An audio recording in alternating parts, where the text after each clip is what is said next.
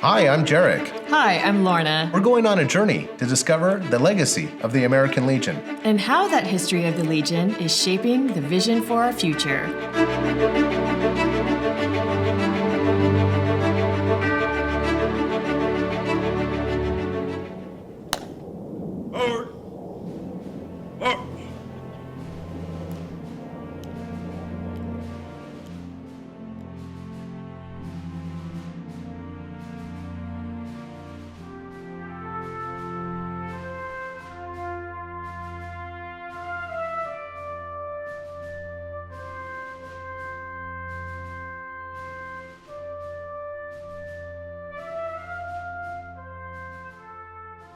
In 2016, the American Legion launched a digital media effort to identify, photograph, and document U.S. military and veteran monuments and memorials worldwide.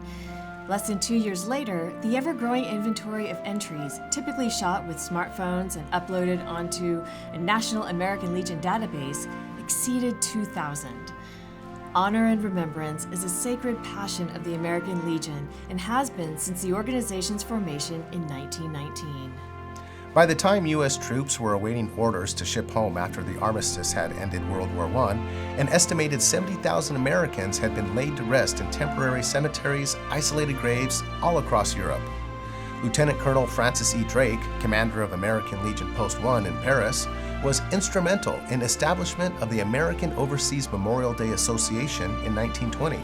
That effort ultimately led to the birth of the Legion's Overseas Graves Decoration Trust Fund, which, to this day, provides free U.S. flags for the graves and memorials of fallen heroes at cemeteries administered by the American Battle Monuments Commission, the AOMDA, and others. In remembrance of the fallen in Europe, the American Legion proclaimed the poppy as its official flower in 1920. That choice was inspired by a poem written by Canadian World War I doctor John McCrae, whose words would become globally synonymous with remembrance of the war dead.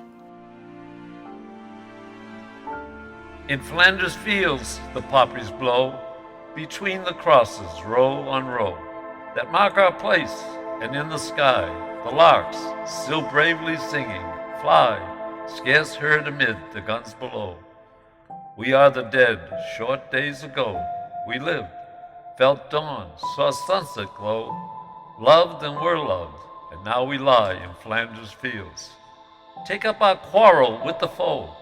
To you from failing hands we throw the torch.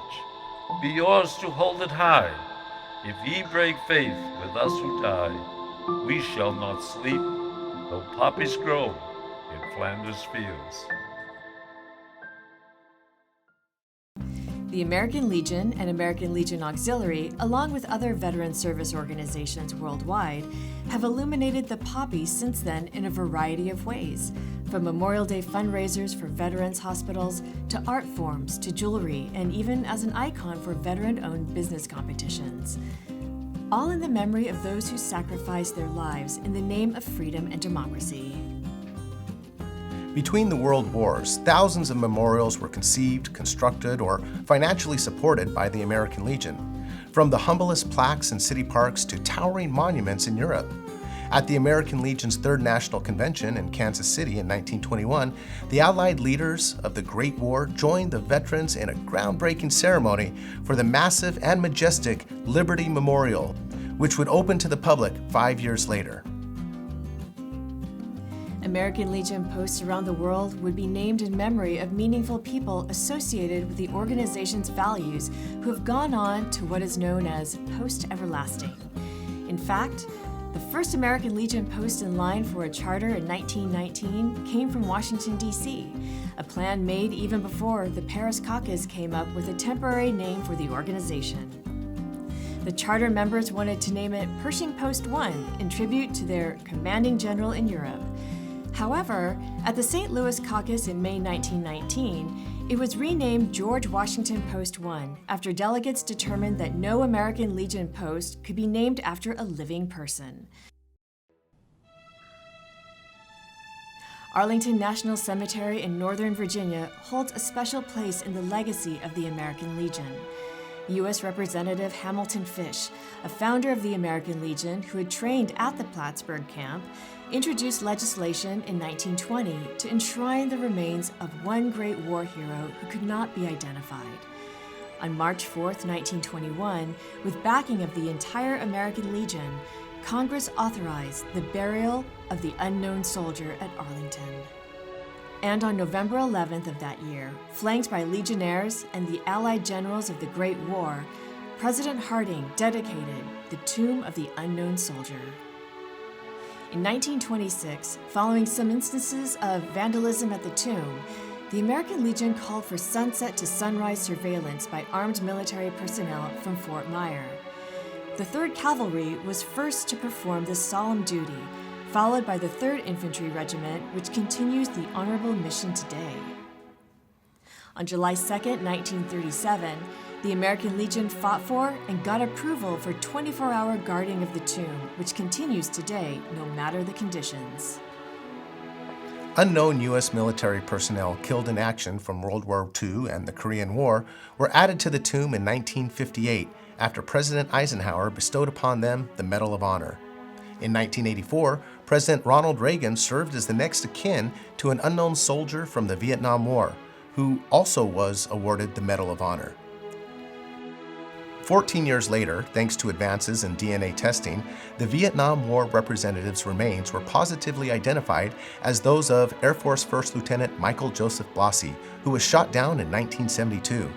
His remains were disinterred and returned to his family, and the Vietnam War vacancy in the tomb remains unfilled.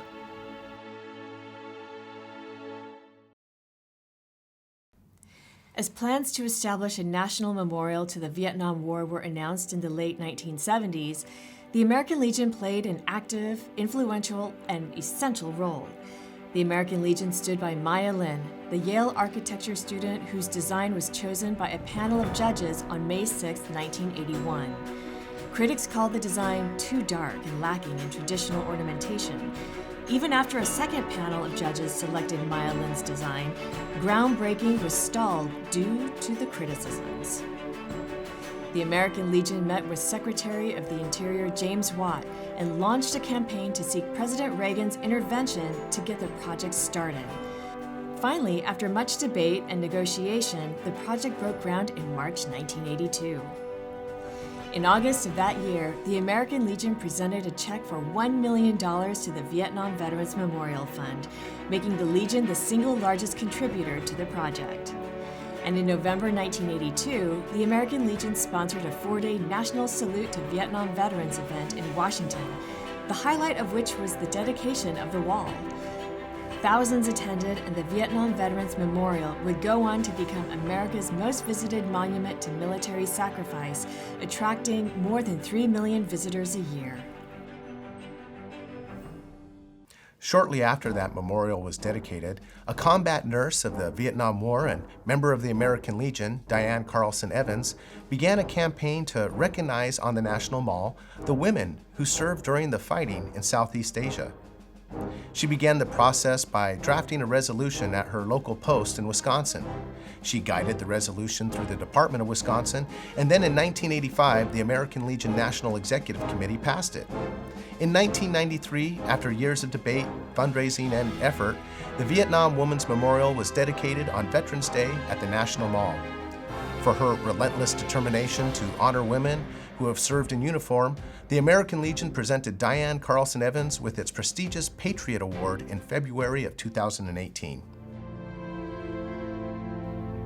The American Legion also got behind the National World War II Memorial on the National Mall, once again raising more money than any other organization to see it dedicated in 2004. Hundreds of other memorials and monuments to military service and sacrifice have been made immortal worldwide by American Legion contributions and labor over the decades. In the interests of national security, history, morality, and American strength, the American Legion has taken this mission to every corner of the planet to ensure that future generations always understand the price paid for justice, freedom, and democracy.